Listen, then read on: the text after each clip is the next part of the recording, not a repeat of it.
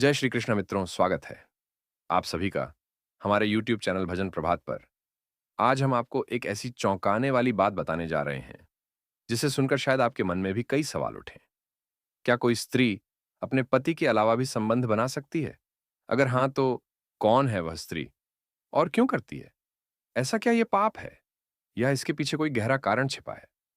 मित्रों, ये सवाल जितना संवेदनशील है उतना ही जरूरी भी है, क्योंकि समाज में बहुत सी घटनाएं ऐसी होती हैं जो दिखती कुछ हैं पर होती कुछ और हैं।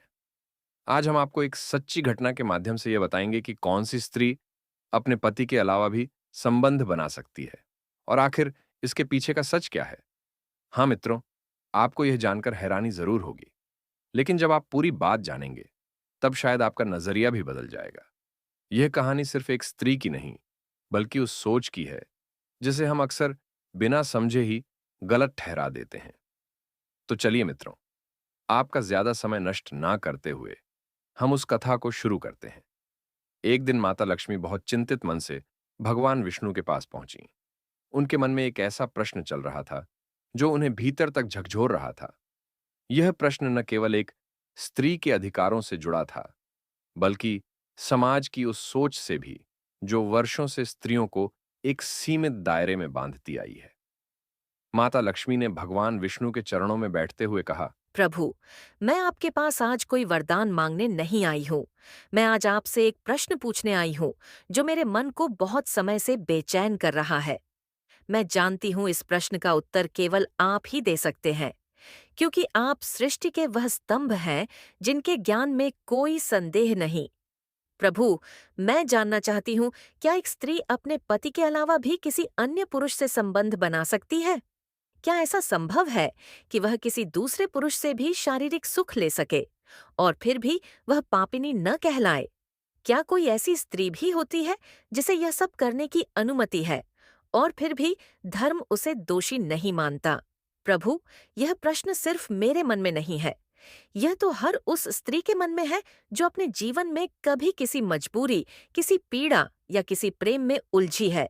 जब एक पुरुष एक से अधिक स्त्रियों से संबंध रखता है तो वह शक्तिशाली राजा या ज्ञानी कहा जाता है। लेकिन जब एक स्त्री अपने पति के अलावा किसी और से संबंध रखती है तो उसे पापिनी, अपवित्र और पतिता कहा जाता है। क्यों प्रभु? क्या स्त्री का तन और मन सिर्फ एक पुरुष के लिए बंधा होना चाहिए? मैं जानना चाहती हूँ प्रभु, क्या धर्म ने कभी स्त्री के मन को भी समझा है? क्या धर्म ने उसकी भावनाओं, उसकी इच्छाओं को कभी जगह दी है?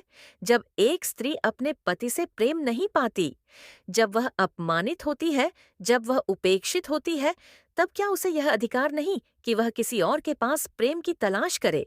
क्या वह गलत है यदि वह किसी ऐसे पुरुष की ओर आकर्षित हो जाए जो उसे समझे, उसकी भावना को महत्व दे? प्रभु, क्या कभी आपने स्वयं स्त्रियों की पीड़ा को सुना है? एक स्त्री पूरे जीवन अपने पति के लिए समर्पित रहती है।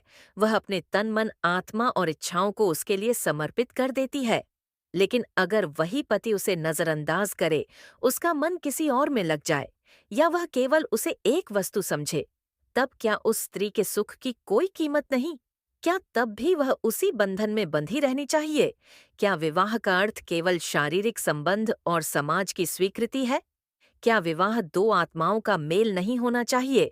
अगर आत्माएं नहीं जुड़ती, अगर मन नहीं जुड़ते, तो क्या केवल शरीर का रिश्ता निभाना धर्म है प्रभु? आप बताइए, क्या कोई ऐसी स्त्री इस सृष्टि में हुई है जो अपने पति के रहते हुए भी किसी और पुरुष से संबंध में थी और फिर भी वह देवी कहलाती रही? क्या कोई ऐसी स्त्री भी थी जिसे समाज ने नहीं, बल्कि आपने पवित्र माना? क्या स्त्री का सुख केवल त्याग और सहनशीलता में ही माना गया है? क्या उसे अपने मन की बात कहने, अपनी इच्छाओं को व्यक्त करने का अधिकार नहीं है? क्या उसका तन केवल किसी एक पुरुष की संपत्ति है और उसके बाहर जाने का कोई हक नहीं? प्रभु, जब पुरुषों को अनेक स्त्रियां रखने की आजादी थी, तब स्त्रियों को क्यों नहीं थी? क्या प्रेम करने का अधिकार केवल पुरुषों को था? क्या इच्छाएं केवल पुरुषों में मानी गईं? क्या स्त्रियां केवल सेवा, समर्पण और सहन करने के लिए बनाई गई हैं? प्रभु, मैं नहीं चाहती कि कोई स्त्री समाज की नजरों में गिरे।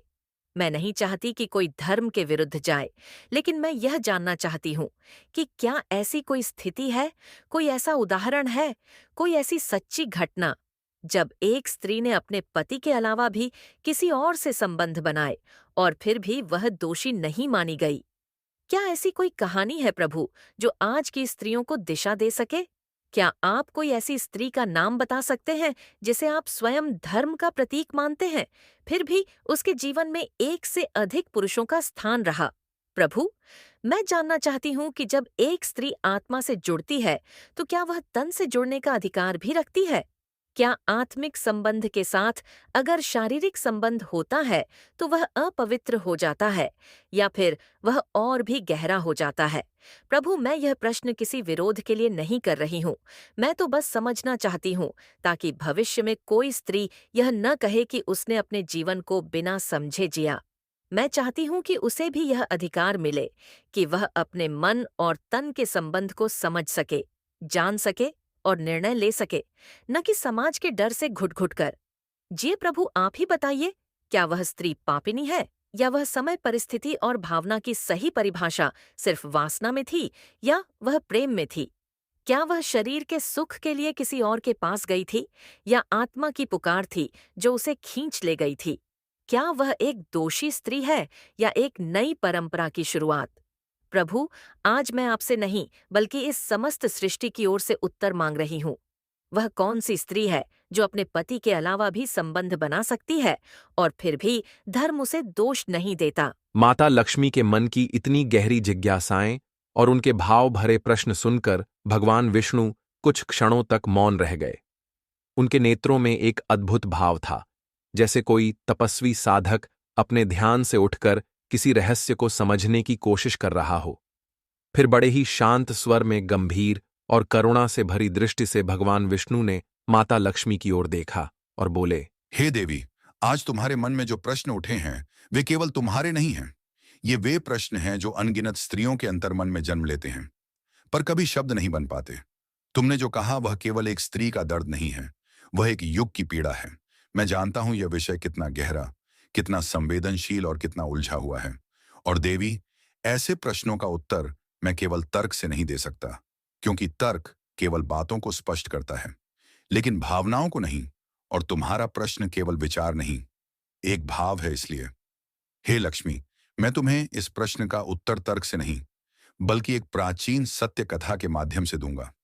यह कथा न केवल तुम्हारे मन को शांत करेगी, बल्कि संसार के हर उस मनुष्य को दिशा देगी जो स्त्री को केवल सीमाओं में बांध कर देखता है। यह कथा उस स्त्री की है जिसने अपने जीवन में ऐसा निर्णय लिया था जो समाज की नजर में अनुचित था, लेकिन सच्चे धर्म की दृष्टि से वह एकदम उचित और पवित्र था। वह स्त्री कौन थी, उसने ऐसा क्या किया और क्यों उसे पाप नहीं लगा, यह सब तुम जानोगी इस कथा से। तो हे देवी, अब तुम शांत चित्त होकर इस कथा को सुनो। इसे केवल कानों से नहीं, अपने मन और आत्मा से सुनो, क्योंकि इस कथा में वह उत्तर छिपा है जिसकी आज तक किसी ने कल्पना भी नहीं की। माता लक्ष्मी ने भगवान विष्णु की बातों को गंभीरता से सुना और विनम्र स्वर में कहा, प्रभु, आप जो भी कहेंगे मैं उसे ध्यानपूर्वक सुनूंगी। मैं आपकी उस कथा को पूरे मन से ग्रहण करूंगी, क्योंकि मैं जानती हूँ आप जो बताएंगे वह सत्य से परे नहीं हो सकता। मित्रों, ये बात बहुत पुरानी है। एक छोटा सा सुंदर सा गांव था जो हरे भरे खेतों, शुद्ध वायु और सरल हृदय लोगों से भरा हुआ था। उसी गांव में रहती थी एक स्त्री जिसका नाम था गौरी। गौरी का विवाह हुआ था गांव के ही एक ईमानदार और मेहनती व्यक्ति से जिसका नाम था धीरज। धीरज हर दिन खेतों में काम करता और गौरी घर संभालती। दोनों का जीवन बहुत शांत सादगी से भरा और प्रेम से जुड़ा हुआ था। गौरी बहुत सुंदर थी, लेकिन उसकी असली सुंदरता उसके मन में थी। वह सबकी मदद करती, जरूरतमंदों के लिए खाना बनाती और गांव की लड़कियों को शिक्षा देने का काम करती। लोग उसे बहुत मानते थे, लेकिन समय का पहिया हमेशा एक जैसा नहीं चलता। एक दिन धीरज को शहर जाना पड़ा। कुछ कर्ज की बात थी और काम भी ऐसा था कि महीनों लग सकते थे। गौरी ने कहा, मैं भी चलूं तुम्हारे साथ, पर धीरज ने उसे मना कर दिया। गौरी, गांव की जिम्मेदारियां हैं, जानवर हैं, खेत हैं, तुम यहीं रहो, मैं जल्द लौटूंगा। गौरी मान गई। धीरज चला गया और दिन महीनों में बदल गए। कोई चिट्ठी नहीं, कोई संदेश नहीं। लोग तरह तरह की बातें करने लगे। किसी ने कहा। हो सकता है धीरज वहीं बस गया हो, किसी ने कहा। शायद उसे कुछ हो गया हो। गौरी का मन इन बातों से परेशान हो उठा। और फिर एक दिन गांव में एक नया व्यक्ति आया। नाम था राजन। वह धीरज के किसी पुराने दोस्त का बेटा था, जो अब गांव में जमीन देखने आया था। राजन पढ़ा लिखा था, बात करने में मीठा और व्यवहार में अच्छा था। गौरी ने जब सुना कि वह धीरज को जानता है तो मिलने गई। राजन ने कहा, हाँ, मैं धीरज से मिला था। शहर में वो अब ठीक नहीं है, वो बहुत बीमार है और शायद वो वापस नहीं आ पाए। यह सुनकर गौरी के पैरों तले जमीन खिसक गई। उसका मन टूट गया, लेकिन उसने खुद को संभाला। उसने राजन से और जानकारी मांगी और धीरे धीरे राजन उसके जीवन में घुलने लगा। वह मदद करता, बातें करता, हिम्मत देता। कुछ ही महीनों में गौरी को लगने लगा कि धीरज अब कभी नहीं आएगा। और फिर एक दिन गांव में तूफान आया। धूप छुप गई, आकाश गरजने लगा और बारिश ऐसे बरसी जैसे आसमान फट गया हो। उस दिन राजन ने गौरी से कहा, तुम अकेली हो और मैं तुम्हें अकेला नहीं छोड़ सकता। जीवन लंबा है और इंसान को सहारा चाहिए। अगर तुम्हें बुरा न लगे तो मैं तुम्हारे साथ जीवन बिताना चाहता हूं। गौरी का दिल कांप गया। एक ओर उसका पति जो शायद जीवित भी ना हो, और दूसरी ओर यह पुरुष जो उसका ख्याल रखता है, उसकी चिंता करता है। गौरी ने बहुत सोचा।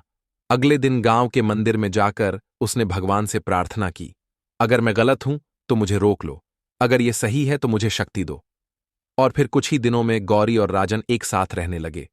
लोग बातें करने लगे, सवाल उठाने लगे, लेकिन गौरी को लगा कि वह अपने जीवन में कोई नया अध्याय शुरू कर रही है।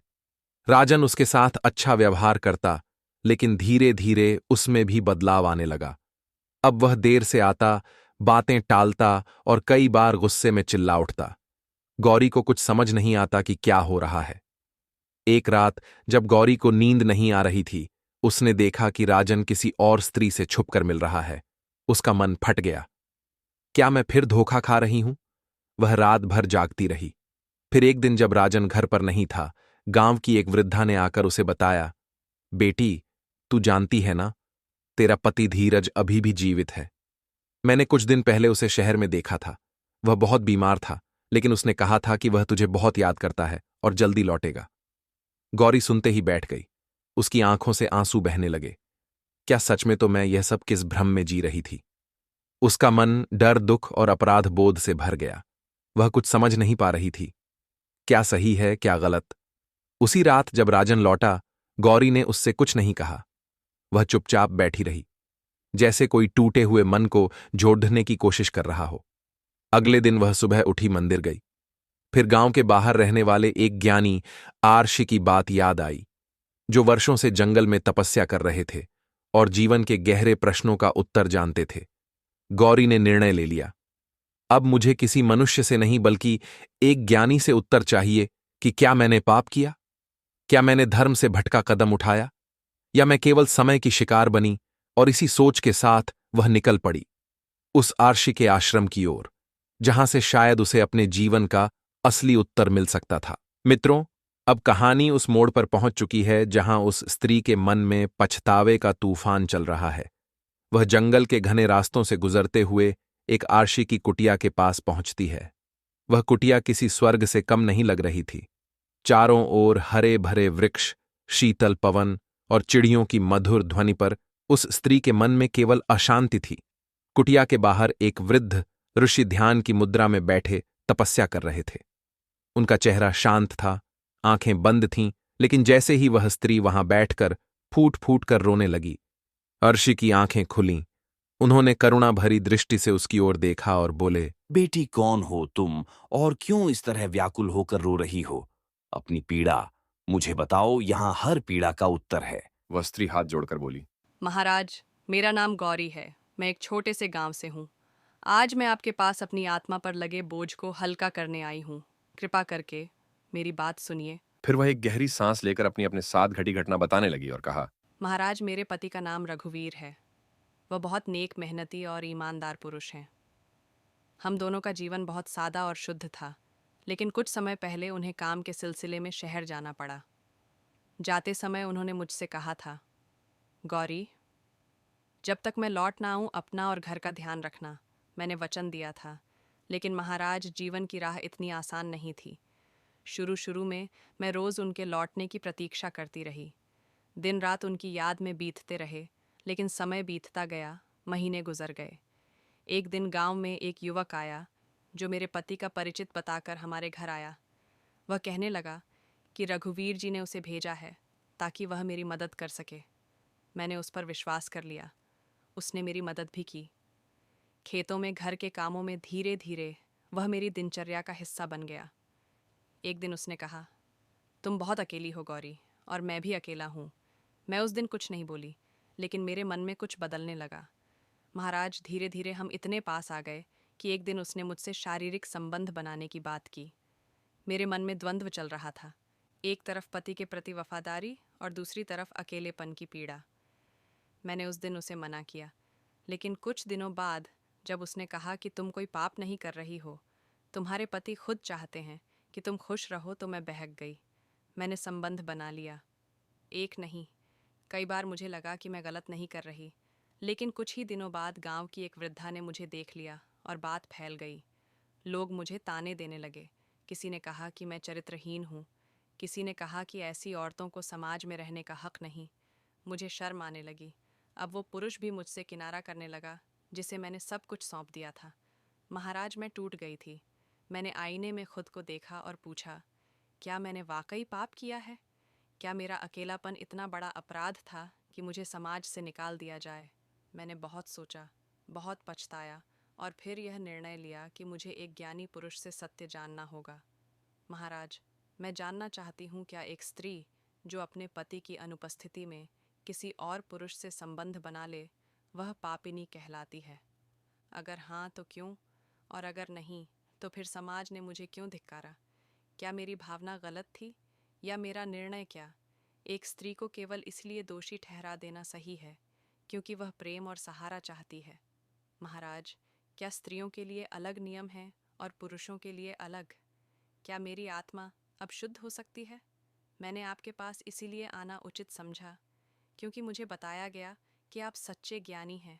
मुझे मार्ग दिखाइए। महाराज, मुझे बताइए कि क्या मैं अब कभी अपनी आत्मा का भार हल्का कर सकती हूँ? क्या मैं फिर से एक सच्ची पत्नी कहलाने योग्य हो सकती हूँ? मैंने जो भी किया वह मेरी इच्छा से नहीं था, वह मेरे अकेलेपन की परिणति थी। महाराज, कृपया मेरे सारे प्रश्नों का उत्तर दीजिए। मैं अब और इस पीड़ा के साथ नहीं जी सकती। ऋषि ने उस रोती हुई स्त्री को ध्यान से देखा। उसकी आंखों में पीड़ा थी, पश्चाताप था और एक सच्चाई जानने की जिज्ञासा भी थी। ऋषि शांत स्वर में बोले, पुत्री, मैं तुम्हारी बातों को ध्यान से सुन चुका हूं। मैं समझ सकता हूं कि तुम किन हालातों से गुजरी हो। जीवन में कई बार परिस्थितियां ऐसी हो जाती हैं जहां सही और गलत का फैसला करना बहुत मुश्किल हो जाता है। तुमने जो मार्ग अपनाया वह तुमने जानबूझकर नहीं चुना, बल्कि हालातों ने तुम्हें उस ओर धकेला। लेकिन फिर भी सत्य क्या है, धर्म क्या है, और एक स्त्री का कर्तव्य क्या होता है, यह जानना आवश्यक है। ऋषि ने फिर गहरी सांस ली और बोले, पुत्री, तुम जैसी स्त्रियां जो अपने अंदर अपराध बोध लेकर जी रही हैं, उन्हें सही दिशा देने के लिए मैं तुम्हें एक प्राचीन कथा सुनाना चाहता हूं। इस कथा को सुनकर तुम्हारे मन का भ्रम दूर होगा और तुम स्वयं निर्णय कर सकोगी कि तुमने जो किया वह सही था या गलत। साधु ने अपनी आंखें बंद कीं और फिर धीरे धीरे कथा कहना शुरू किया। बहुत प्राचीन समय की बात है। एक नगर में एक पति पत्नी रहते थे। पति व्यापारी था और काम के सिलसिले में महीने महीने भर घर से बाहर रहता था। पत्नी जवान थी, सुंदर थी, और उसका मन अकेलेपन से भर चुका था।